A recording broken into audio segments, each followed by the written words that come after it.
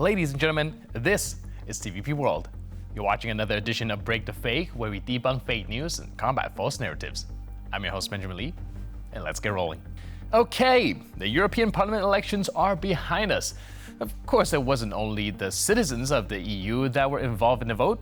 The dirty hands of Russian intelligence meddling with the processes were apparent already in the campaign stage, so it's no wonder that the Russian media went into overdrive once the results were announced.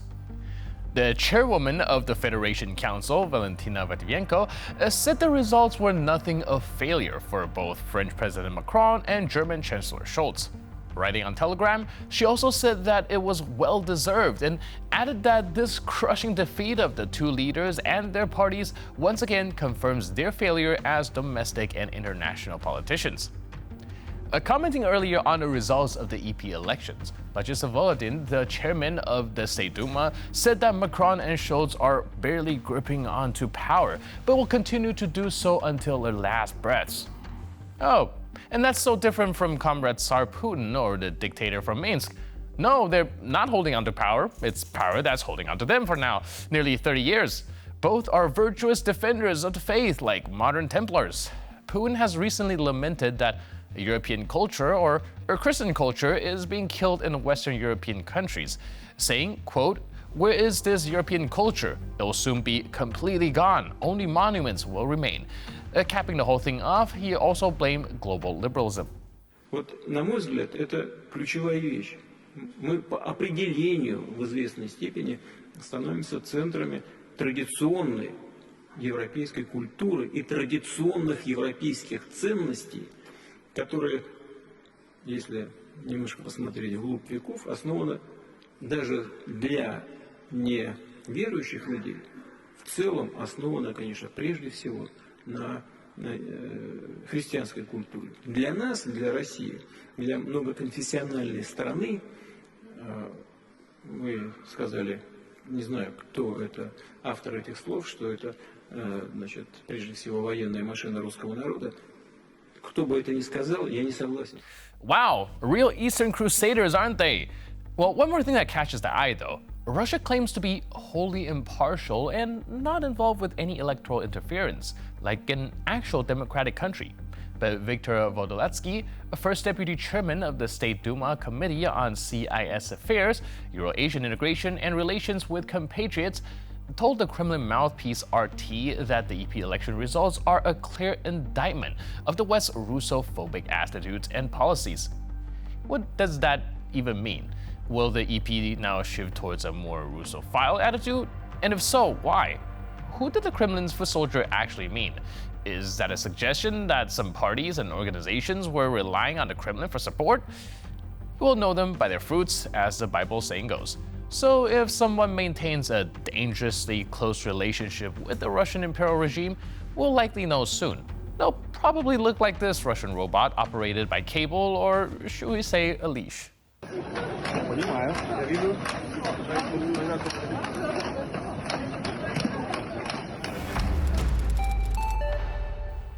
Now, Russia has recently made a massive breakthrough on the front of Ukraine, seizing 3 cornfields and 2 barns.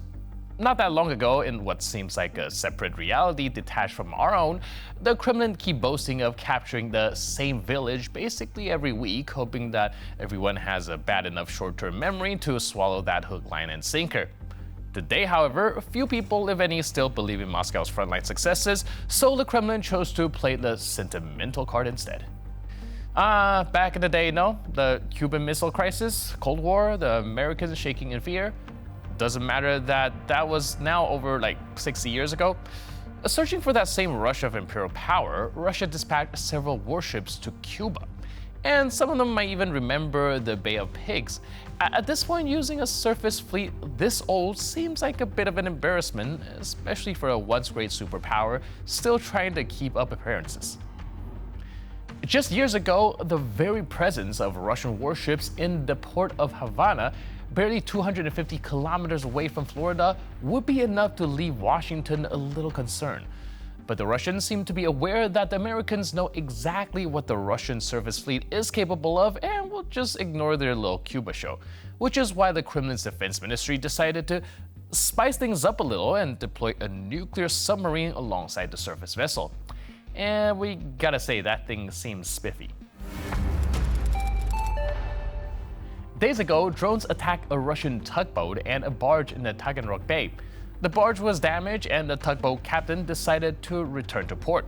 According to the Russian news outlet Baza, the attack on the tug Engineer Smirnov and the barge Section 179 took place on the evening of June 8th. Later that night, the tug captain reported that the attack left the barge with damage above the waterline, while the tug had only broken windows.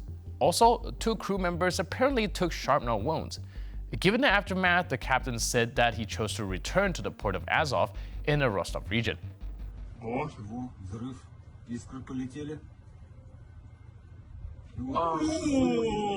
Нихера, бля. Я же говорю, крышка приземления.